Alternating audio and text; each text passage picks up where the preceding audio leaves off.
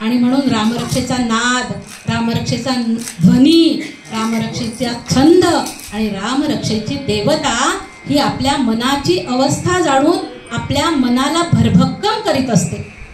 आता हा जो मंत्र आहे, या मंत्राविषयी एक कथा आहे. तुम्हाला सर्वांना माहीत आहे? माहीत नाही? कोणी लिहिली आहे रामरक्षा? सर्वांना माहीत आहे की बुध कौशिक ऋषींनी. शेवटचा श्लोकच आहे, राम रामेति रामेति रमे रामे मनोरमे सहस्रनाम तत्तुल्यं रामनाम वरानने. रामनामाचं मंत्रोच्चाराने, रामनामाच्या नामोच्चारणाने माझ्या मनाला आनंद होतो का? कारण हे राम नाम विष्णू सहस्त्र नामाच्या बरोबरीचं आहे. म्हणून पार्वतीने महादेवांना एक प्रश्न केला. आता पार्वती आणि महादेव गप्पा करत होते. शंकर आणि पार्वती गप्पा करत असतात हिमालयावर. आपण अनेकदा गोष्टींमध्ये हे वाक्य ऐकलेलं आहे. उद्योग काय होतं त्यांना? गप्पा करण्याशिवाय कायच होतं? बाकीच्या गोष्टी आपोआप होत होत्या त्यांच्या बोलण्यातून.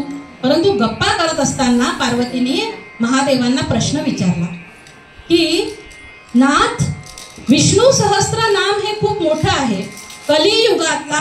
कलियुगातल्या मनुष्याला विष्णू सहस्त्र नाम घेण्यासाठी वेळ मिळणार नाही. भरपूर मोठा आहे ते, पाठ होणार नाही. म्हणून पार्वतीनं पहा कलियुगाचा कसा विचार केला आहे. तिने काय म्हटलं की या विष्णूंचं जे दुसरं रूप आहे रामावर असं काहीतरी स्तोत्र निर्माण करा की ज्यानं लोक सहज उच्चारतील.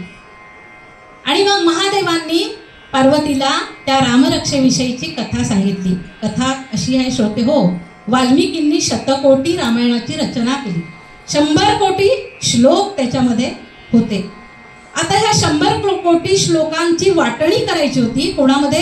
देव, दानव आणि मानव. आता एवढी मोठी जबाबदारी ब्रह्मदेवानी काय केलं? ती जबाबदारी शंकरांवर देऊन दिली, महादेवांवर. खूप मोठी जबाबदारी होती हो.